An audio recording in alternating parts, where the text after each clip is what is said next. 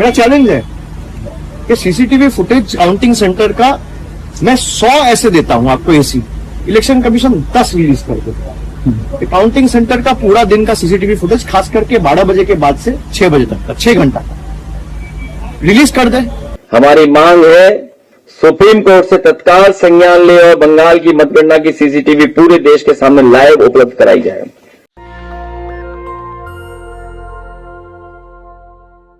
ये दोनों बयान सुने आपने। ये अभिषेक बनर्जी हैं जिन्होंने कल बड़ा बयान दिया, कहा कि अगर चुनाव आयोग भ्रष्ट नहीं है, ईमानदार है, तो दोपहर 12 बजे से लेकर 6 बजे तक का जो सीसीटीवी फुटेज है वो हमें दे, या सीसीटीवी फुटेज है ही नहीं। अब अखिलेश यादव ने भी यही आरोप लगाए हैं। अखिलेश यादव ने कहा कि अगर चुनाव आयोग ईमानदार है, कोई गड़बड़ी नहीं हुई है काउंटिंग में, तो आप हमें 12 बजे से लेकर 6 बजे शाम तक का सीसीटीवी फुटेज दें। उन्होंने आरोप लगाया कि यूपी विधानसभा में, पिछले विधानसभा 22 में भी यही हुआ था, जबरदस्ती उनके लोगों को भगा दिया गया था। ये वो बड़ा सवाल है। सोचिए, अब तक इस एंगल पर किसी ने सोचा नहीं था। अब तक एसआईआर में लोगों को पता था कि नाम काटे जा रहे हैं, नाम डिलीट किया जा रहा है। अब तक लोगों को पता था कि ईवीएम में 90% बैटरी हैं। अब तक लोग कह रहे थे कि 17C और ईवीएम के नंबर मैच नहीं करते हैं।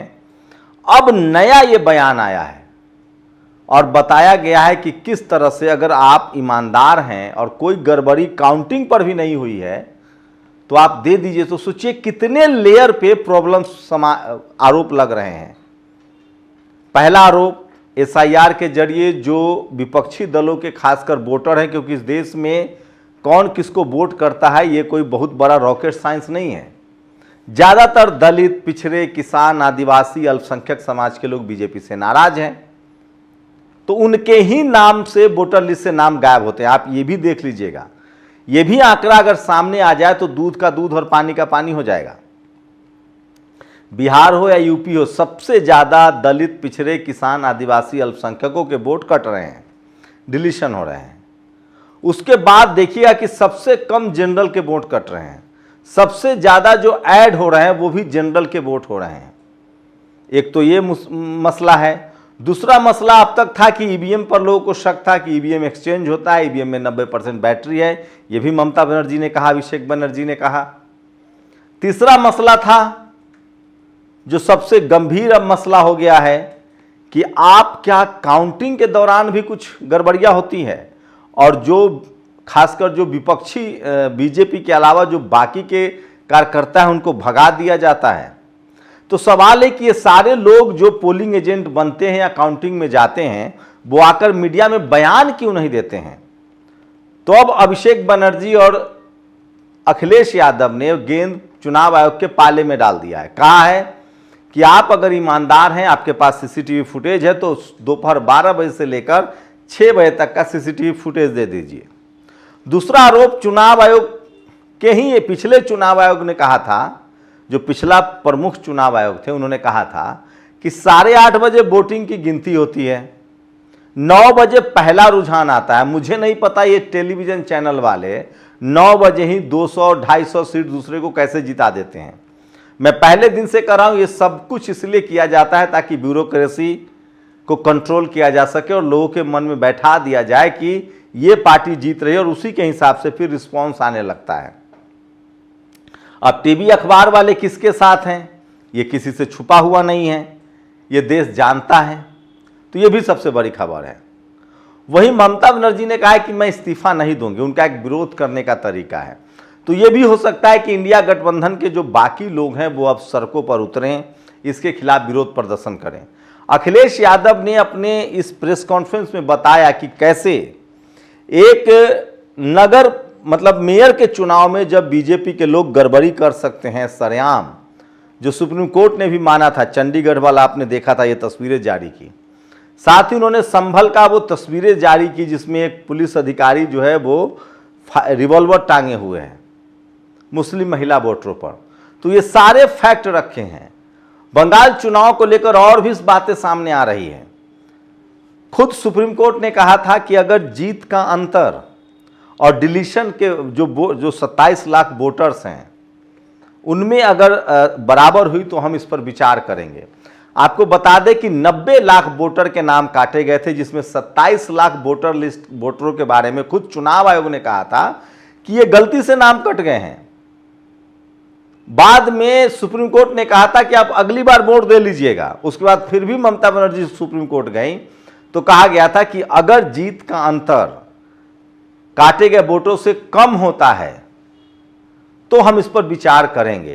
कहा जा रहा है कि 49 ऐसी सीटें हैं जहां जो वोटर लिस्ट में नंबर कटे हैं, नाम कटे हैं, उनके जीत का अंतर जो है वो नाम कटे से कम है। ये सारा सवाल पैदा होता है। वहीं राहुल गांधी ने कहा है कि हर 240 जो बीजेपी के सांसद है उसमें से हर छठा सांसद जो है वो चोरी से आया है। उन्होंने कहा है कि महाराष्ट्र में चोरी हुआ है, हरियाणा में चोरी हुआ है, बंगाल में 100 सीटों की चोरी हुई है।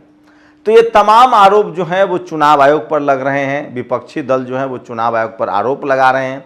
आज तो कांग्रेस के पवन खेरा ने कहा कि कीचड़ फैला दिया जाता है तभी जाकर कमल खिलता है। तो चुनाव आयोग, एसआईआर, डिलीशन, ये सारे मुद्दे बड़े बने हुए हैं। वहीं योगेंद्र यादव ने साफ कहा है कि 5.5 लाख वोट जो नए जोड़े गए हैं बंगाल में, उनके बारे में पता ही नहीं कि वो कौन लोग हैं, किसी को पता नहीं चलता है। हम सब ने देखा है कि देश के दूसरे राज्यों से ट्रेन भर भर कर वोट डालने के लिए लोग आते हैं। बिहार भी आए थे, अब बंगाल भी गए, बाकायदा स्टेशन पर भीड़ लगी है, वो लोग लौट रहे हैं वापस। सूरत से ट्रेन खुली थी। तो ये तमाम सवाल हैं जो चुनाव आयोग के पाले में है और सोशल मीडिया पर तैर रहा है। टीवी अखबार भले आपको खबरें दिखाए कि बीजेपी प्रचार करती है, बीजेपी के पास संसाधन है, बीजेपी के हजारों नेता वहाँ लगे हुए हैं, ये सब चाणक्य अमित शाह का कमाल है। लेकिन सोशल मीडिया जब आप देखेंगे, और खासकर जो दलित, पिछड़ा, किसान, आदिवासी, अल्पसंख्यक समाज के जो जानकार लोग हैं, वो सब सोशल मीडिया पर लिख रहे हैं कि अब चुनाव आयोग जो है उसकी विश्वसनीयता खतरे में है। उनको लगता है कि एसआईआर के बहाने लोगों के नाम काटे जा रहे हैं। तमाम लोग लिख रहे हैं कि 2024 में जिस तरह से 400 का प्लान किया था बीजेपी ने, और उसके बाद वो एजेंडा फेल हुआ, यूपी में खासकर 37 सीटों का नुकसान हो गया, उसके बाद ही एसआईआर का कंसेप्ट आया। और जब से एसआईआर का कंसेप्ट आया है वो लगातार चुनाव जीत रहे हैं। साथ में ये भी कहा जा रहा है कि बीच बीच में 1-2 राज्यों में दूसरों को चुनाव जिता दिया जाएगा ताकि अभी भरोसा बना रहे। 2027 में कहा जा रहा है कई राज्यों में चुनाव है, हिमाचल, उत्तर प्रदेश, पंजाब, गोवा, और उसके बाद कई तो छोटे राज्यों में किसी को जिता दिया जाएगा, बाकी बड़े राज्य रख लिए जाएंगे। तो इस तरह के सोशल मीडिया पर लगातार आरोप लग रहे हैं। एसआईआर को लेकर पब्लिक ओपिनियन भी जब आप कीजिएगा तो ज़्यादातर जो दलित, पिछड़े, किसान, आदिवासी, अल्पसंख्यक हैं, उनको चुनाव आयोग की कार्यप्रणाली पर भरोसा नहीं है। इस बार कई तरह के सर्वे आए हैं। मैंने कल भी एक सर्वे सोशल मीडिया पर डाला था, उसमें लगभग 80%, 85% लोग कह रहे हैं कि ममता बनर्जी ठीक कह रहे हैं कि उनके साथ गड़बड़ी हुई है। तो ये तमाम बड़ी खबरें हैं जो सोशल मीडिया पर वायरल है। अखिलेश यादव ने भी आज प्रेस कॉन्फ्रेंस कर कहा कि 2022 में उनके कार्यकर्ताओं को भी पोलिंग बूथों से निकाल दिया गया था। तो ये वाला तो खैर जायज़ डिमांड है, बड़ा डिमांड, ये तो साबित भी किया जा सकता है। चूंकि ये तो 100 लगभग 70-75 ही जितने जिले होते हैं उतने स्ट्रांग रूम बनाए जाते हैं। तो हर जिलों में बाकायदा 3 दिन की तैयारी होती है, सीसीटीवी वीडियो कैमरे लगाए जाते हैं, काउंटिंग की तैयारी होती है। तो चुनाव आयोग को तो पूरे के पूरे जितने काउंटिंग सेंटर्स बनाए गए थे, हर जिले के काउंटिंग सेंटर्स के 12 से लेकर 6 तक का वीडियो जारी कर देना चाहिए पब्लिक डोमेन में। नेशनल चैनल पर दिखा देना चाहिए कि वहाँ सब कुछ स्मूथ था, कहीं कोई एक सुई भी इधर से उधर नहीं किया गया और सब कुछ अच्छे से हुआ। इसमें कौन सा रॉकेट साइंस, इसमें तो कोई खर्च भी नहीं आ रहा है। जब आप रिकाउंटिंग के लिए कहते हैं तो खर्च की बात आती है, जब आप सीसीटीवी फुटेज मांगते हैं तो खर्च की बात आती है। ये तो एकदम आसान है, सबकी चुप्पी, सब चुप हो जाएगा, सबकी बोलती बंद हो जाएगी।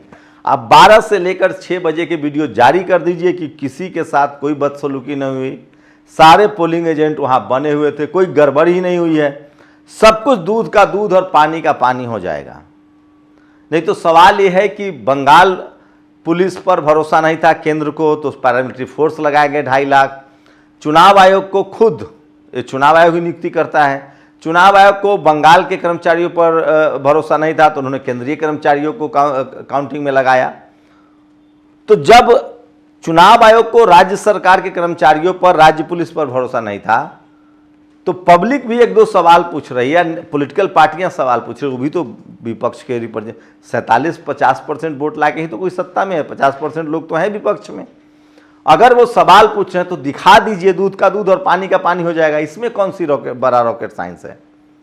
तो ये सबसे बड़ा मुद्दा बना हुआ है कि भाई अब 12 से 6 का वोटर लिस्ट आप काउंटिंग का सीसीटीवी फुटेज जारी कर दीजिए। सोचिए, एक मामला मैं चाहता हूं इसी में आपको बता दूं।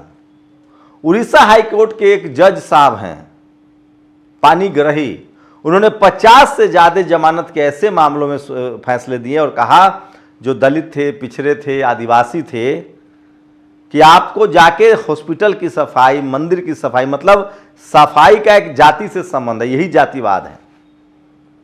दलित, पिछड़ा, किसान, आदिवासी, अल्पसंख्यकों के हिस्से में सफाई का काम है, आप जज कैसे बन जाएंगे? सोचिएगा जरूर। शुक्रिया। नेशनल दस्तक की आपसे गुजारिश है कि अगर इसको बचाना चाहते हैं तो नेशनल दस्तक को सब्सक्राइब करने के लिए रेड कलर के सब्सक्राइब बटन को दबाएं, फिर बेल आइकन की घंटी दबाएं। नेशनल दस्तक को बचाने के लिए बहुत जरूरी है कि हर खबर को शेयर करें, लाइक करें, कमेंट जरूर करें।